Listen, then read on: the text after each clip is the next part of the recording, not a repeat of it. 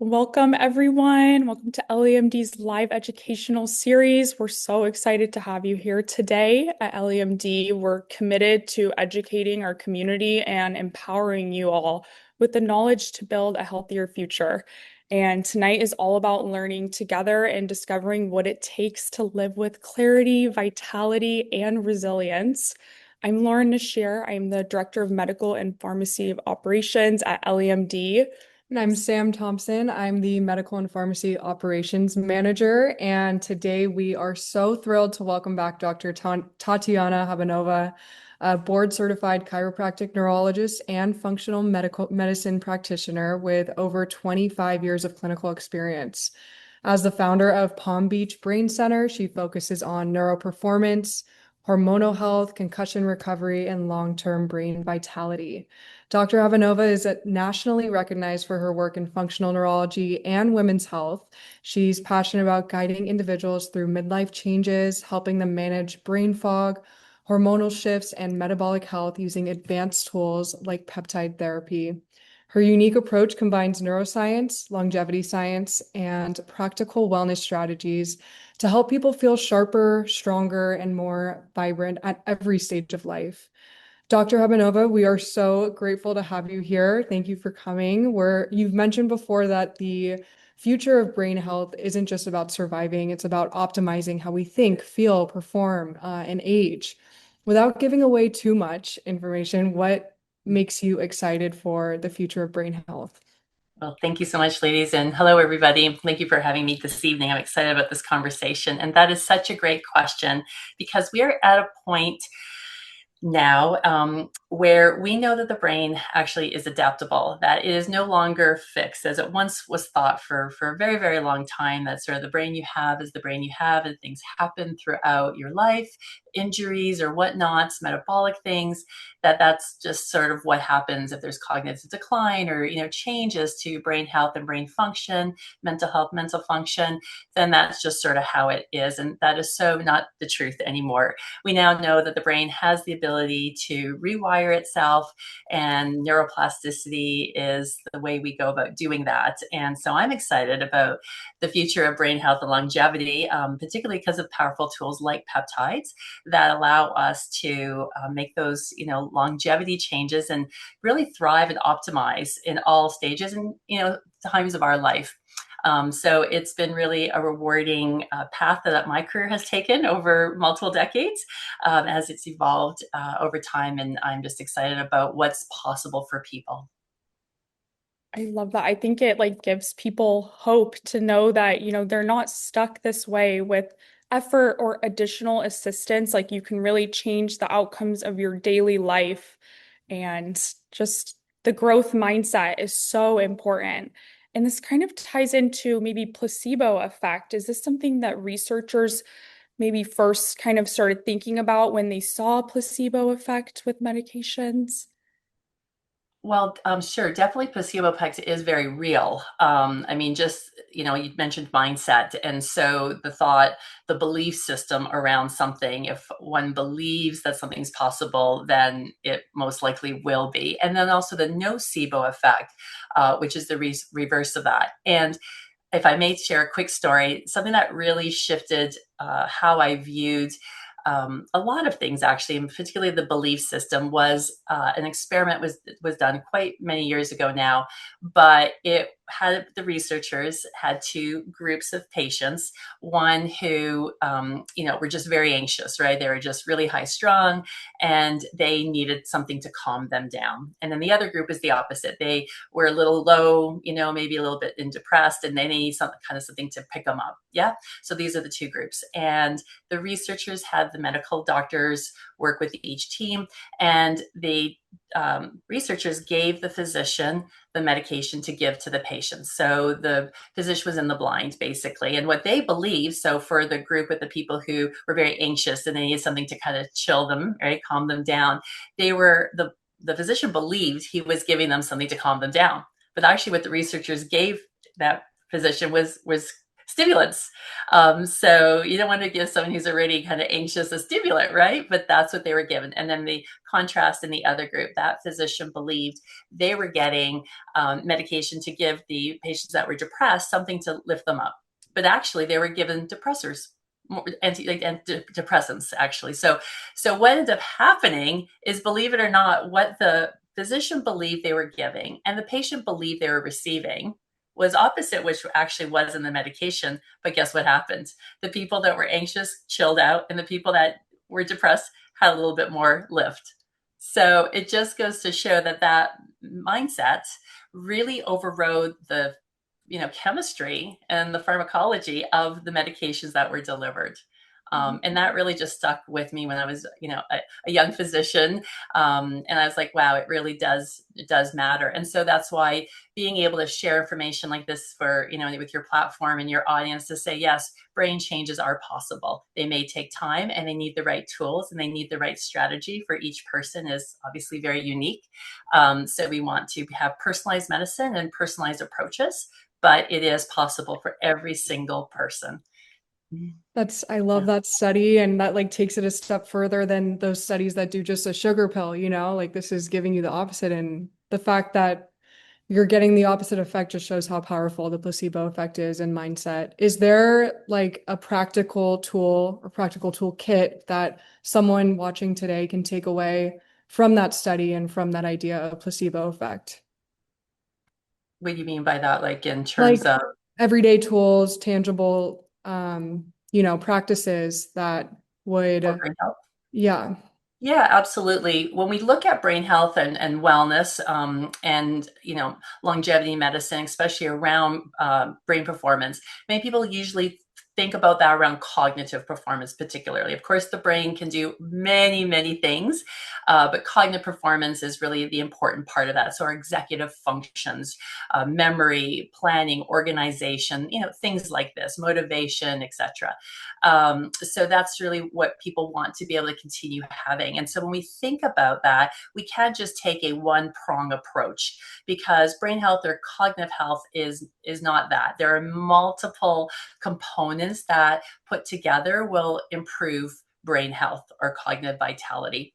And so we do need to consider each of those things. So what are some of the major departments we want to consider, right? So first and foremost, sleep. Sleep is incredibly important for the brain for a variety of reasons. So we want to make sure that we're creating good quality sleep, good quality sleep hygiene habits, good architecture to sleep, etc. And looking at why maybe sometimes people aren't sleeping as well as they could be or should be, right? So we can always unpack that if we need to later in the conversation.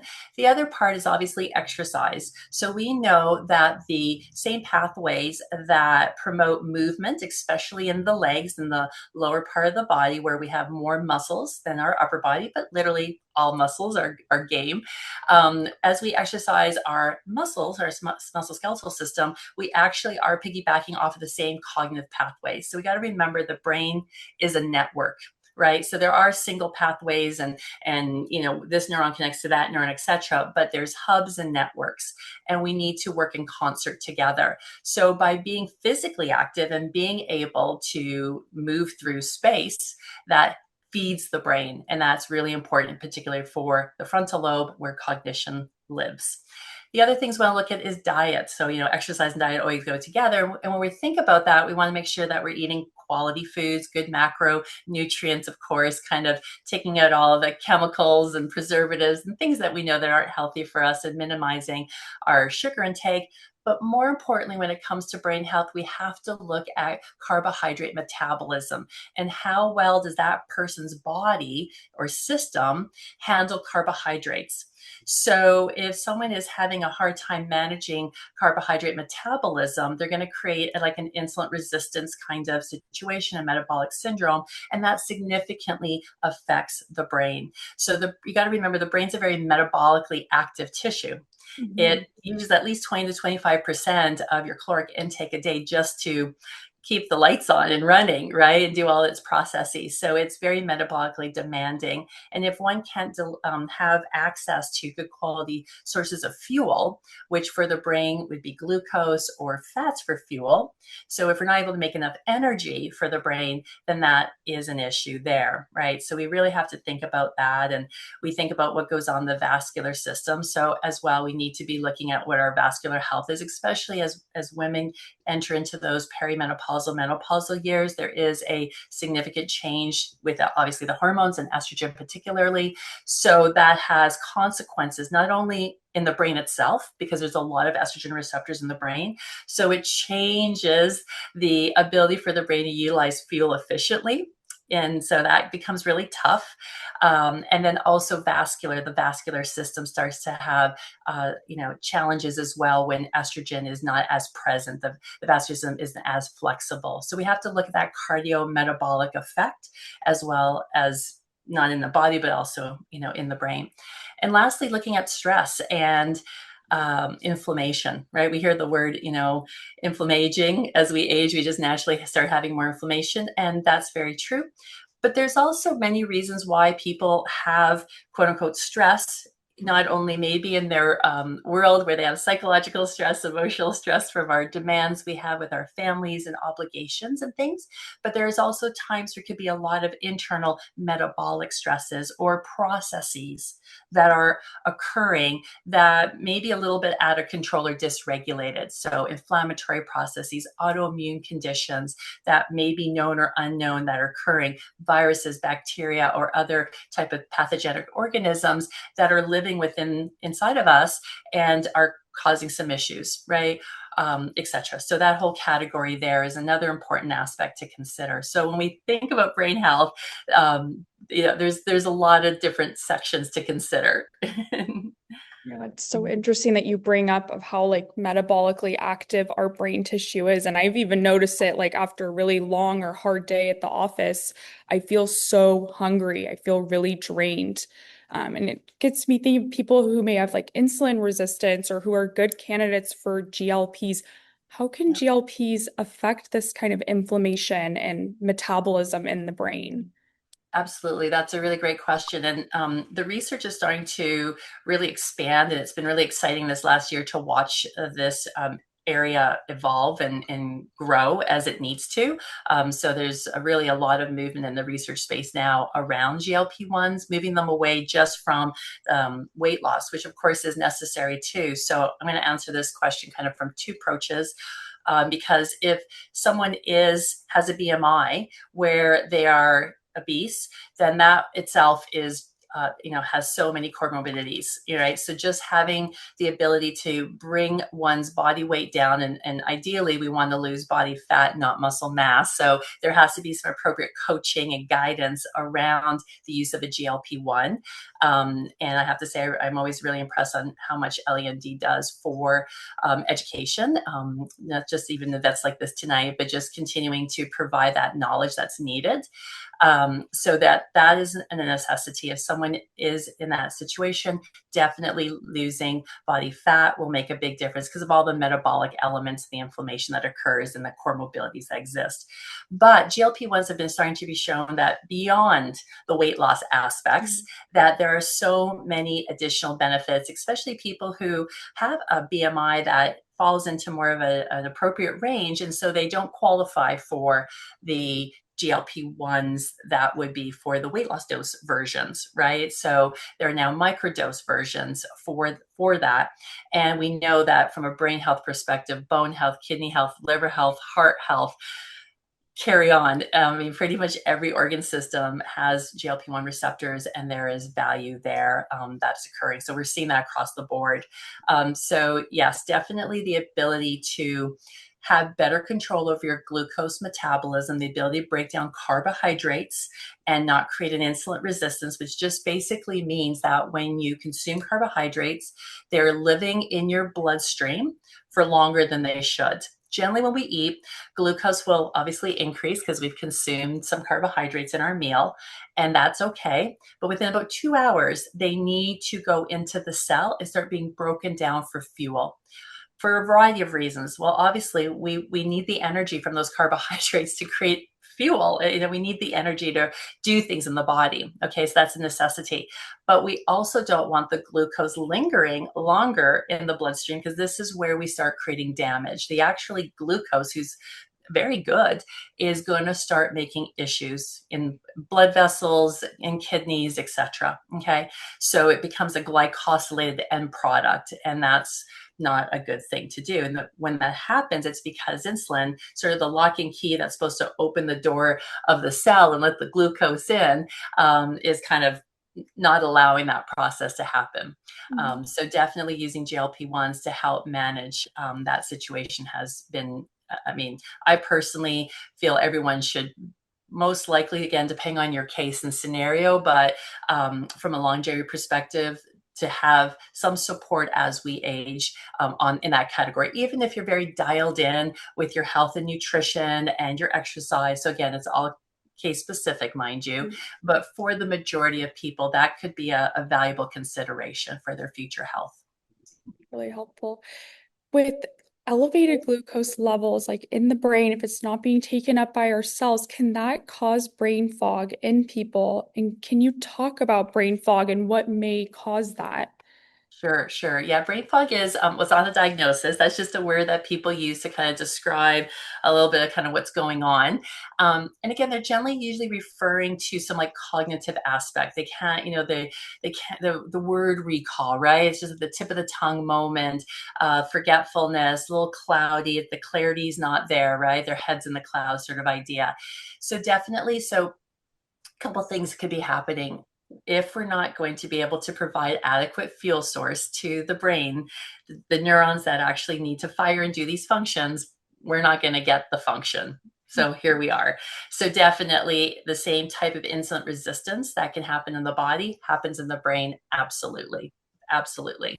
The brain then has a choice to perhaps utilize fats for fuel. So now we're opening up a conversation of, well, how metabolically efficient is the cells, right, of the brain. Okay, so that's it kind of opens up the conversation to things we could talk about with NAD and MOTS and various things too, and using like obviously the GLP-1s and modifying people's diet and exercise and lifestyle integrations.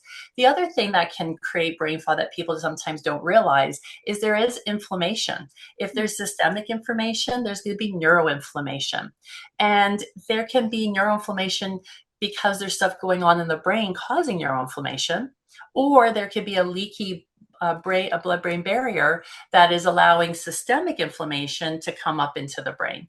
So, and that could be for a multitude of reasons. So sometimes people don't even really realize things that might be happening that might be affecting them. And then the other aspect is obviously thyroid, just making sure one's thyroid levels, TSH, T3, T4, etc., are appropriate too. So sometimes we need to just do our yearly blood work and double check, or maybe do it even every 6 months to make sure that that's not the issue there. It's so interesting. Yeah, yeah. So just thinking about the body as a total, because I know you're talking about systemic inflammation as well. Moving on to the gut, a lot of people refer to the gut as the second brain. The brain-body connection, brain-gut, super important. Can you just talk a little bit about that? Is that real, the brain-gut connection? Oh yeah, absolutely, for sure. Well, in our gut, I mean, health to me, health and my philosophy and my approach to vitality and optimization is, for me, health starts in the gut. So it actually starts by chewing. It starts in the mouth, but we want to make sure that we have good quality assimilation, digestion, and then the flora. So making sure that the flora in our gut is appropriate. We don't have pathogenic bacteria, viruses, parasites, etc. living there. Hopefully the garden is good, and that we have a nice diversity of commensal flora, but good bacteria that live in the gut. Right, this is so needed. This is a very symbiotic relationship. So we want to make sure that's occurring, but we also have to make sure that the gut lining, just like we talked about the blood-brain barrier, we have to make sure that the gut lining is also intact and not leaky, right? And for whatever reason, there could be many things that cause irritation or a leaky gut, right? So an inflammatory bowel disease, Crohn's. I mean, now we're kind of getting along in the spectrum, but from the simplicity state, there can be inflammation that lives in the gut, and that alone will just create a disruption at the gut level, and the things that come from the gut in terms of proper digestion, assimilation of nutrients, etc. But then the relationship to the brain, for sure, there's many neurotransmitters that are made in the gut, especially serotonin, for example, which is very key because it goes off to also make melatonin. But serotonin is our happy hormone, happy molecule. So we want to make sure that we're supporting our gut health as well as our brain health. So yes, that gut-brain axis is connected. And if I could just add one little piece in terms of showing that relationship from another perspective, we know from concussions that when someone sustains a concussion, within 24 hours, the not only the brain, but the gut barrier becomes leaky. And generally what I see in my practice is about 6 months to a year later, there are autoimmune conditions. So when we have undigested food that's coming down into the gut and we have a leaky gut situation, that undigested food is being absorbed. It's quote unquote foreign. And now we start to create an heightened inflammation, immune dysregulation, and over time we have a named condition, right? Mm-hmm. So that now becomes problematic. We have a lot of immune dysregulation, more inflammation, and depends on what the actual condition is, it can wreak a lot of havoc. So luckily we have ways to simmer all that down and to heal those situations and improve upon them. So yeah, we can address the brain, right? We know we have neuroplasticity and the ability to change that. But if someone did, right, develop gut issues and leaky gut, it seems like it may be a little harder to reverse. How would you suggest a patient go about that, or someone that's experiencing gut issues and wants to heal? What are some steps that they can take? Absolutely. So there's a lot of tools available. One of the things I like to do in my practice is I'll actually have patients do a stool analysis. And this will tell me, first and foremost, am I dealing with any pathogenic bacteria, viruses, parasites, anything and many times I actually do pick things up that people didn't even realize were there. So then we need to get some medication to treat those things, right? Okay. So we want to check mark, maybe we don't have any pathogenic bacteria, viruses, parasites, etc. moving forward. So now we want to identify, what potential triggers that has the system developed around foods they might be eating. So if we have any food sensitivities that we might want to consider, we know that gluten is a huge disruptor to all barriers. Gut barrier, brain barrier, sinus barrier, inner ear barrier, heart barrier, all the barriers, lung barriers. So when you're having a leaky gut, you're having leaky barriers pretty much in all the barriers. Okay, so thankfully, when we heal the leaky gut, we're healing all the other barriers too. So it kind of goes both ways. So gluten, corn, dairy, usually culprits. So trying to identify the triggers for people to eliminate them, to reduce the burden, basically, is what we're trying to do. As we start to do that, we still want to make sure we're eating well, and we need to start healing the gut. So there are protocols to help support the gut. And one of my favorites, actually, because it's just such a powerful lever, is to use BPC 157, TB 500. That's kind of one of my first recommendations to people for that, because it's so powerful at healing the gut, the inflammation, as well as many other things with musculoskeletal injuries and things like that. It has benefits in the body as well. But from a gut perspective, that is very useful. But we want to remove the triggers, right? So we need to reduce the burdens and then support the system, basically. So it is a bit of a process, but it's possible. And then there's various nutraceuticals that can be used to just support the gut as well. The gut turns over every about 6 days or so. So it's very regenerative, and we want to keep supporting it and removing the burdens, basically. Yeah. Is there a way to, because I know we're talking about treating the gut to also treat the brain, does it reverse as well? Like when we're thinking about, and also just like maybe we tie this into talking about energy earlier, like if we're thinking about peptides for the brain, like NAD, or if we're thinking about CMAX C-Link to help heal the gut or the rest of the body. Absolutely. Well, I mean, anytime you have to do any type of healing, regardless, and first of all, also just regeneration. every day cells are turning over. Every day we're making new cells, right? Red blood cells, more or less every 3 to 4 months is their lifespan, right? Liver, every 6 days, gut, so things are constantly turning over. So we need energy for that, just to kind of maintain the house, so to speak, right? But if there's any area that is having a burden placed on it, and more, metabolic processes that have to go. The immune system has to be present now at the gut. That's very heightened. The cells are being destroyed or disrupted. Now they have to heal. We need energy for all those processes. And so as people get burdened with various conditions, all right, that is taxing their system, the need for energetics goes up. And so what I find patients generally think their own body should give them enough energetics to do that. It's a little bit sometimes not realizing that we actually have to support the energetic processes so that we can give the necessary, energy, eventually making ATP for the body to do what it needs to do. Then that currency goes up. Right. It's almost like if, I don't know, here in Florida, we get hurricanes. So people's roofs fall off all the time when there's a hurricane.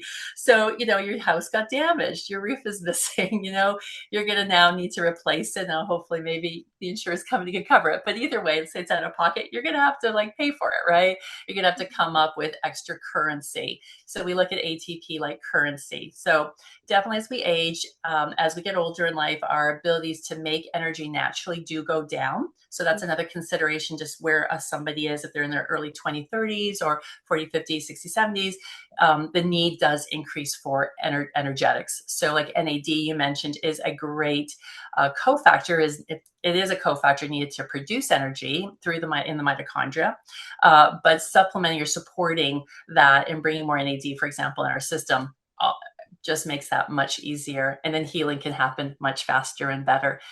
The other thing is when a person's really burdened with whatever might be going on, they're exhausted. They're so fatigued because the body is really stealing the energy to try to heal. It could care less about your deadline or your work schedule, or you have to pick up kids or whatever the obligation is in one's life.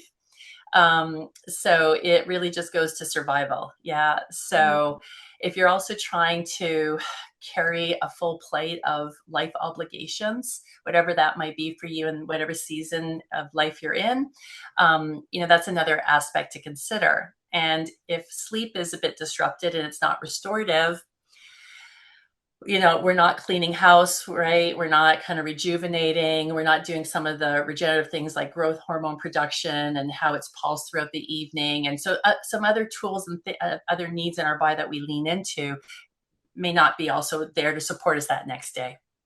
So it really is kind of a full picture of things to consider. So so definitely healing and energetics are very important. Yeah, I think today's day and age, we're just constantly inundated with technology, advertisements. Our brains are always on. And I hear the term burnout is just increasing. It's becoming very well known and more used. Can you talk about burnout, right? Is it a diagnosis? And how do you define if someone's experiencing burnout? Absolutely. I mean, the life has just gotten busy, honestly, right? And people are taking more and more on. And yes, definitely burnout is real. There could be a lot of different versions of burnout, but just not being able to just do what one wants to be able to do. And certainly energetics come into it, but also what happens is, and I might be taking this a little bit in a slightly different angle than what you meant, but when there is so much going on in life's demands and the responsibilities that people have, obligations, and even desires and choices of things they want to do every day and have happen. A lot of people have a lot of passions as well as obligations.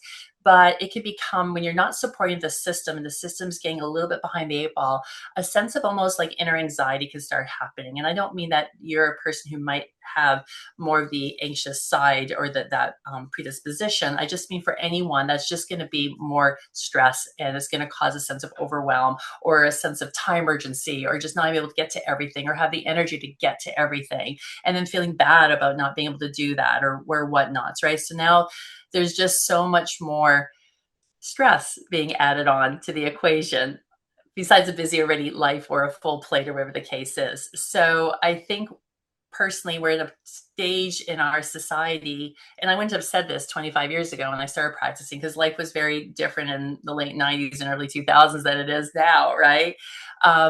But really being mindful to consider the regenerative aspects we must give ourselves, and to recognize the burdens and the demands that we're placing on ourselves, and that we're not superhuman, that there's a lot of expectations and a lot of pressures, and sometimes we take it on ourselves. So nothing, I'm all for supporting people and challenge, like, let them challenge themselves to do more, be more. I like to empower people, but at the same time respecting that these systems need time to rejuvenate and heal. And if you're gonna work hard, if you're gonna play hard, you better than support your system. So I work with a lot of top performing athletes, and they train hard, but they rehab hard as well. Mm-hmm. Right? So they don't go out there and kill themselves and then just assume next day they can do it again. Right? Yeah, we probably get away with it when you're a little younger. You kind of can get away with it, but that's not even smart anyways, right? So they train hard, they work hard, but they rehab hard. They take care of themselves just as hard. Mm-hmm. So I think that's something, a thought that we should take into our everyday lives, because we all are, superheroes, right? In our own worlds.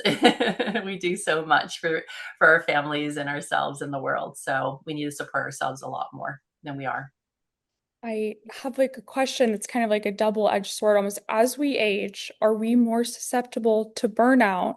But I also want to consider too, as you age, you get more life experience. Are you more equipped to deal with more stress? That's a really good point. So yeah, I agree with you on that one. That is a double-edged sword. So I mean, again, we have to go back to defining stress. So when we talk about stress, are you saying psychological stress, emotional stress, mental stress?